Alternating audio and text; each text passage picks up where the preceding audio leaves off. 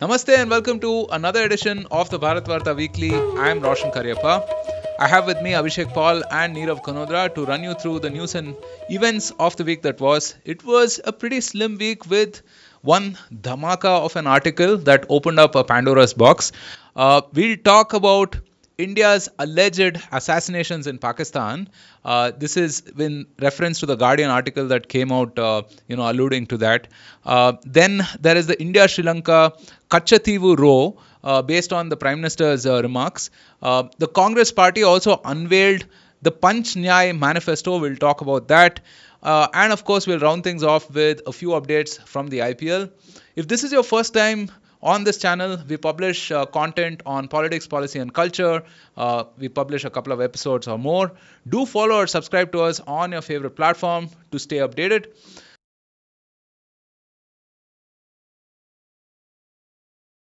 All right, Abhishek, Nirav, hope the week has been great for you guys. Let's start with India's alleged assassinations in Pakistan.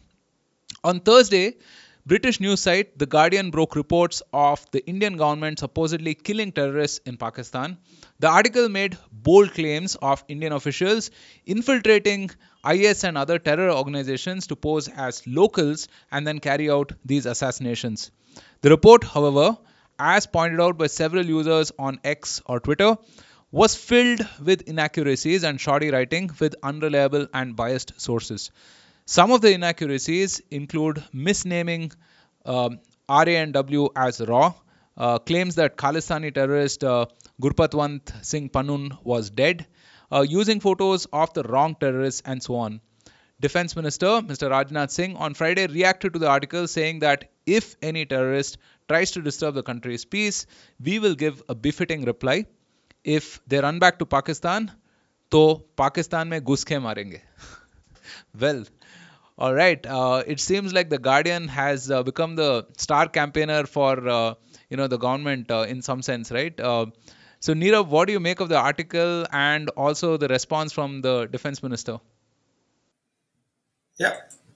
So I think the article is obviously like they are trying to do like a hit job. It's a little bit biased and has a lot of factual errors. So once something has a lot of factual errors, you think that why would I ever bother about it, or so uh, like that kind of like puts everything else what is there Yeah, makes it to a little suspect. yeah, so you can just ignore it. But also, see, there is one thing. It's a very condescending tone. So, Osama bin Laden was found in Pakistan and was executed there by the US, who took responsibility.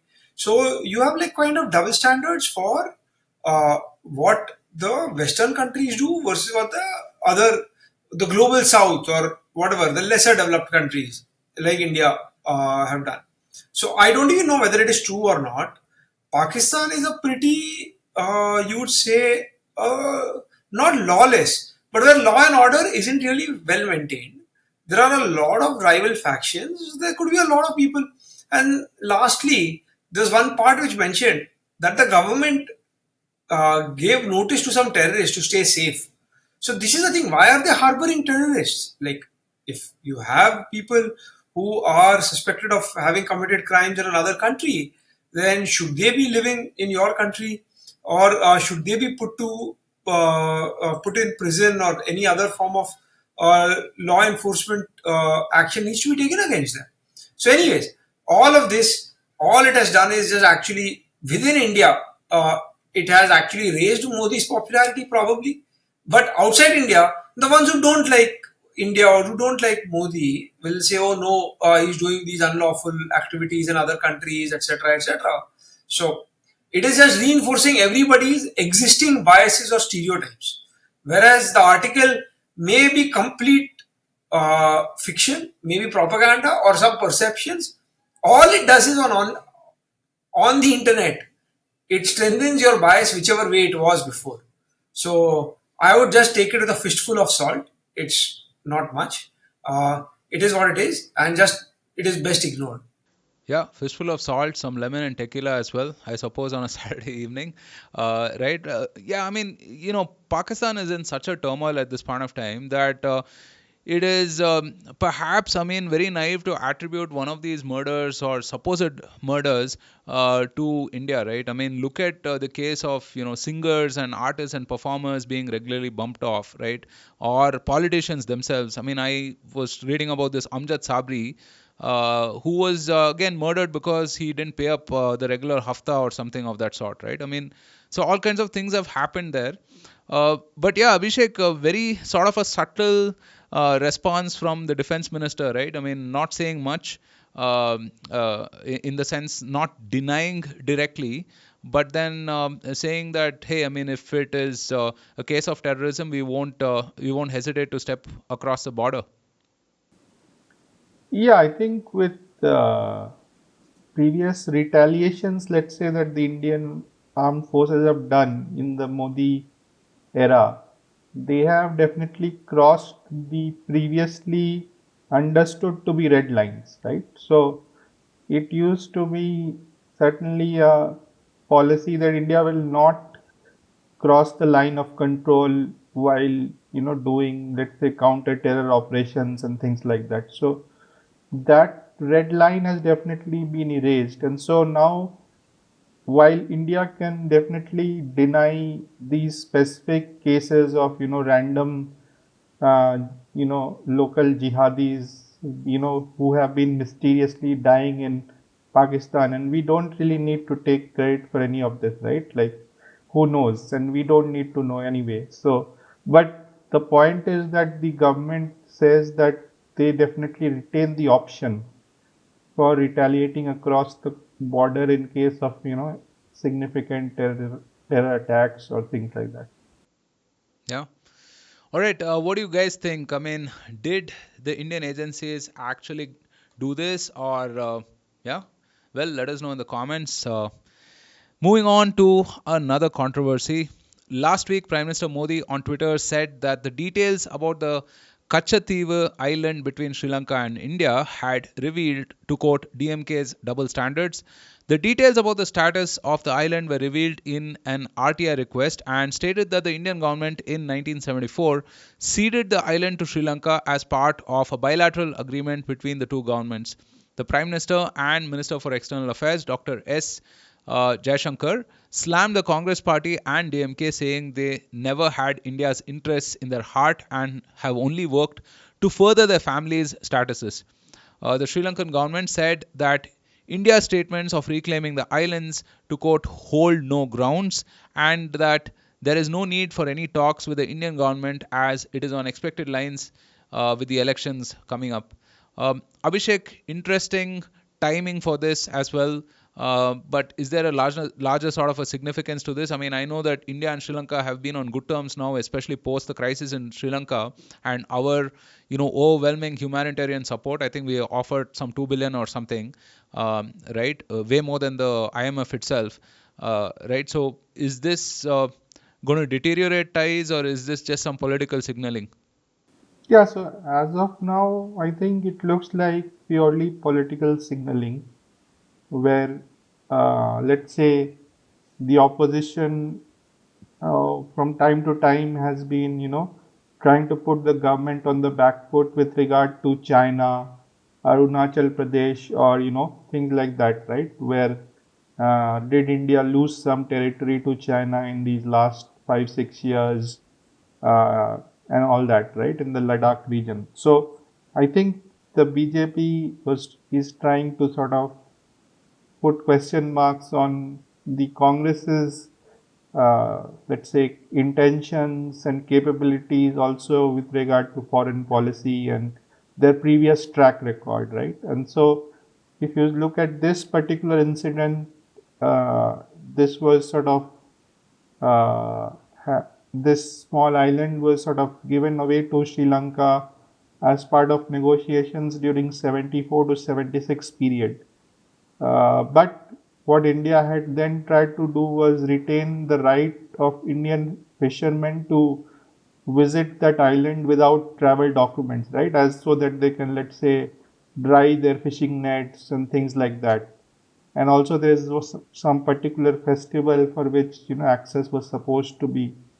provided. So since then, of course, India-Sri Lanka relations and let's say Tamil Sinhalese relations have gone through many ups and downs, right? And so at various points in time, Indian fishermen have felt that they've got the raw end of the bargain here. Mm.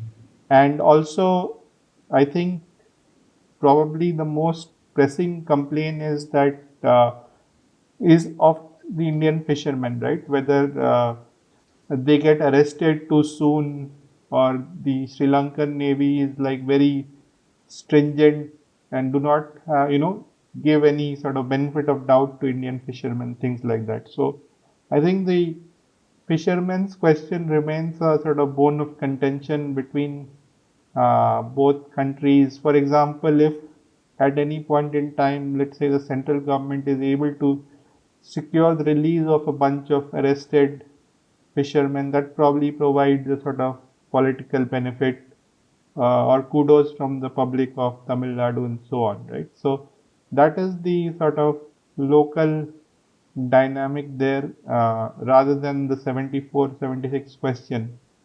As far as the bilateral ties go, I don't think it has sort of escalated to that level. I think Sri Lankans have basically said that it is just Indians debating amongst themselves, and for them, they own the island. It's a settled question. Right. Well, all right, closer home on Friday, April 5th, the Indian National Congress Party released their manifesto for the 2024 Lok Sabha elections. The manifesto is titled Nyaya Patra and is centered around the party's commitment to justice through its five pillars. The Punch Nyai includes Yuva Nyai, Nari Nyai, Kisan Nyai, Shramik Nyai, and Hissedari Nyai. The Nyaya Patra includes social justice, gender equality, law to recognize LGBTQIA plus community, MSP for farmers, filling government vacancies inclusively, and so on and so forth.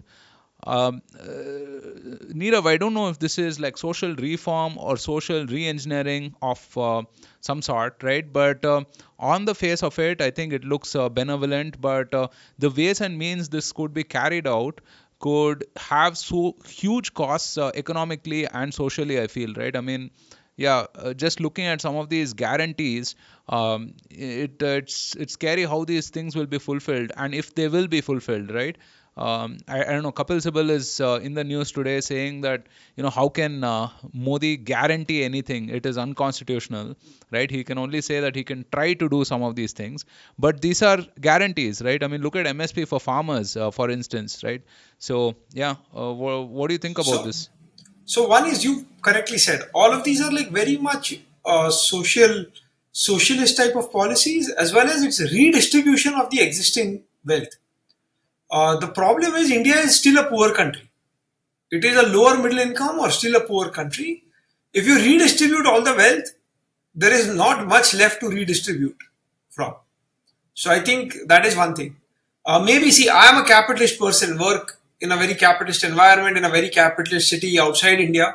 So my views can be very different, but uh, I think clearly they are running out of like any ideas. So what they're doing is they probably shifting the whole discourse so much to the left that the other party, even if they win, they will have to give something. I think MSP was a fantastic idea during the Green Revolution in the 1960s so that the farmers can plant as much as they can. Earlier, what would happen? I just want to take this one specific example. What would happen is you would have when farmers the crop is very big, demand is kind of constant, so then the prices collapse, so that is also bad. So very huge crop or very low crop is bad.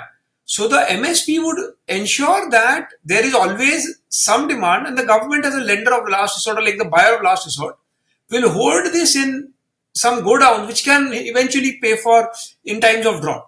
So but now maybe we are growing too much rice and wheat in places where we don't need it, and maybe our diets. India is a diabetic is endemic, so diabetes. So you should be thinking about how can we grow more millets, how can we grow more corn, and we have to move on. See, this is ideas of the 1960s. I think reservation is an idea which Ambedkar put up in social justice in the 50s. It's a country we are fighting. Everyone wants to be backward. People are fighting to be backward status. rather than trying to move ahead, that there should be enough for all. You want to be more forward, right? So I think that is also, like, I would say, like a little regressive step. And I think things like all freebies, like free buses for women, or like reservation of jobs, what we want is more efficiency. If, say, maybe 15% of the women who travel in public buses, and Karnataka has free buses for women, if you really ask a lot of them, bus travel is reasonably priced, it's quite cheap. Would they prefer if there were 15% more buses and the buses were more frequent, you got more space to sit, rather than women paying for free? Would their safety be a bit better? I think we need to think of it that way. Can we grow the pie? Can we have more resources? Can we think about growing? So I think that is what it is. Again, respectfully saying that their ideology is very left leaning, very socialist. They are looking at redistribution over growth. I think India, where it is at this moment, we are a poor country. There's not enough left to redistribute. If you see this, and that will have to be paid by more taxes, either you see emigration of more wealthy people, or you will see more people hiding taxes, or like not paying their fair share. So I think revamping of GST, removing EVMs, these are all more regressive steps. Removing triple talaq, it's an anti-women thing. So I feel personally that it is something which I don't agree with. And it is for every voter to see what is more important to them and think about it. All I would say is, no politician who's promising anything is giving from his or her own pocket. There are trade-offs. By spending money in one place, maybe you get less of other things.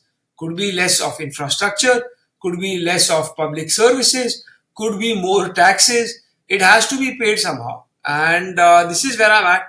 I'm very open in my economic leanings. In India, sadly, politically, there is no country, no party which is enough right wing for me. So I have to make a choice, whatever it is. Most probably, I might go and vote. Let's see, 20th May, Mumbai North, Govinda versus Amol Kirtikar are the two candidates, Shiv Sena and Shiv Sena UBT, and I will make my decision. But yeah, I think the INC manifesto seems very, very leftist. It seems more like the Communist Party manifestos, and my views are quite different. As in, respectfully, people can have their own views. People can vote as per their liking, and everyone is entitled to their vote, and vote wisely, and be careful what you are voting for. Yeah, I mean, you said it rightly, I mean, this feels like going back 25, 30 years, or perhaps even more, right? I mean, moving back to ballot papers, some of these reservations, and so on and so forth, right? I mean, India's aspirations have, vastly moved on from this, right? I mean, I don't think a young person in India, irrespective of their status, irrespective of whether they're in the metros or villages or tier 1 or tier 3 or whatever, can relate to this more than they can relate to what the prime minister says, right? Which is development for all, right? And like improving the general circumstances for everyone, right? Whether it's labor, capital, or productivity. None of these schemes kind of promote that. I mean, they seem to be like rearranging the pieces on the board, rather than thinking how to grow the pie, right? I think I want to add one more thing. And here, what I feel is, UPA government, in UPA 2, their flagship program was NREGA. And while there's a lot of positive things to say, etc. about it, so there's one thing where you could give cash in hand. And I would say a lot of directed investment has been in the NDA government, has been Har Ghar Jal. So you get piped water, cooking gas, you get toilets, cooking gas, toilets as well, right? Swachh Bharat. So you get toilets installed. So what one is giving you is cash, and you are free to spend it whichever way you want. A lot of times it is inflationary because it doesn't add any capacity, and your circumstances kind of remain the same. Whereas the other one is actually adding capacity, and adding capacity, improving infrastructure. India's infrastructure is still abysmal, but you can say it is probably better than what it was 10 years ago, 20 years ago, 30 years ago. Intra-city is still very bad because the cities have grown too fast. intercity is slowly improving. So I think about these two examples, right? That one was Enrega and the other one was giving people like direct transfer of uh, getting gas connections, getting LPG, getting water, getting toilets in every house, or like trying to make it open defecation free. We are far from perfect, but we have also come far from where we were. And think about what would you rather have, like 100 rupees every day, or and you but you don't have to go to toilet in the fields in the open, right? I think that is a choice. That is a two clear difference between, I would say, the two big groups which are contesting. Right. Oddly enough, the Nyaya Patra also has some aspects of foreign policy covered. They want to mend relationships with Maldives, and they say the onus should be on us, right? And they also want to realign the China policy. Now, that sounds again ominous to me, right? I mean, considering it's a hostile country and we've had multiple skirmishes and whatnot, right? So yeah, it is what it is, I suppose. I mean, people, I hope they make an educated decision when they're, at the ballot boxes, right? So, all right. Moving on, as I said, it's a very slim week, so we're going to end with some updates from the Indian Premier League over the past week. Well, nothing much changed on the RCB front. We continue to lose games. The last one was on April 2nd against the Lucknow Super Giants, who won by 28 runs. You guys saw that meme, is it? I mean, the most important aspect of an RCB match is the toss, right? It decides whether, exactly, it decides how we lose. Terrible, terrible, terrible. Other matches, Mumbai Indians and the Rajasthan Royals. Rajasthan Royals won by 6 wickets and 27 balls. Kolkata Knight Riders, Delhi Chargers, KKR won by 106 runs. Gujarat Titans and Punjab Kings. Punjab won by 3 wickets and a ball. Chennai Super Kings and Sunrisers won. Wow. By 6 wickets and 11 balls. Okay, I want to talk about Mayank Yadav. Man, what a killer bowler here. So I mean, it was bad enough that RCB was losing. So, but the highlight of the match was Mayank Yadav bowling 155, 156 Ks, right? I mean, it's just supremely. It's just delightful to watch an Indian fast bowler clock those speeds, and such a clean action as well, right? So consistently as well. Not like some of the folks we know from the past, right? Who bowl one ball at some 145 Ks and finish the rest of the over at an average speed of 130, right? But yeah, seems like a real find, guys. What do you think about it? No, so Mayank Yadav, absolutely, very exciting prospect. Fingers crossed, he doesn't get injured. Like fast bowlers, especially who bowl at this pace, do tend to get injured. We had like a couple of other guys who were not as fast, but like 145 plus. Shivam Mavi and Nagarkoti come to mind, who were like under 19 stars. So hope Mayank Yadav like sustains and has like a long international and a long career in IPL. Very entertaining bowler to watch. But I also want to highlight like a couple of others. So for all RCB fans, I am Mumbai Indians fan. So like we are all in the same boat. But I think like a couple of very other exciting players. From there is Riyan Parag, who plays for Rajasthan Royals. He's been playing year 17 when he first hit a 50, and now like 5 seasons on, he's still 22 only. He's hit 250s. Seems like a very exciting young batsman and a brilliant fielder. If you do notice games, he's always fielding at long on and long off, and does like a lot of brilliant saves and a couple of great catches as well. And bowls leg spin. Though a lot of times it's not being called in the T20 setup, maybe in ODIs or like I don't know if Test cricket he gets in the future. Could be like a nice, decent part-time bowler to chip in with a few overs as well. So that is one guy. There's young talent, Ankrish Raghuvanshi. He's hit like a 50. There are a lot of guys who've been there. Like you've seen like Devdutt Padikkal, who's played decently, and then so it's really nice. I think it's nice. We have like a larger talent pool. IPL, they do like a great job overall in unearthing a lot of talent, and like what we have is now 10 teams. Each team there are 7 people, or now 8 because of like the substitution rule, who play a game. So 80 players and because of like substitute, like in the squad, etc., about 120 players get to play one level below international cricket with a lot of other international stars. So by having good facilities, good coaches, exposure to international bowlers and batsmen, I think it ups the game quite a bit. So it's really positive for Indian cricket as an ecosystem. Creates like a large talent pool, and it's absolutely entertaining. The T20 format is also great, and on a particular day, anyone can win, apart from RCB and Mumbai. Yeah, I mean, such a plethora of talent, right? For sure. I mean, I think we have enough right now. At least on the T20 side, we could probably, do an India A and India B, like the And Australians did, India C. and an All India three C. will be decent teams in the World Cup. Yeah, absolutely. All right. Folks, that's it. We come to the end of this weekly. If you did stay with us as long and you liked our content, don't forget to share and subscribe. It really helps the algo gods smile upon us. Thank you again for joining us on this weekly. Until next time, from Abhishek, Nirav, and myself, do stay safe, take care, and Jai Hind.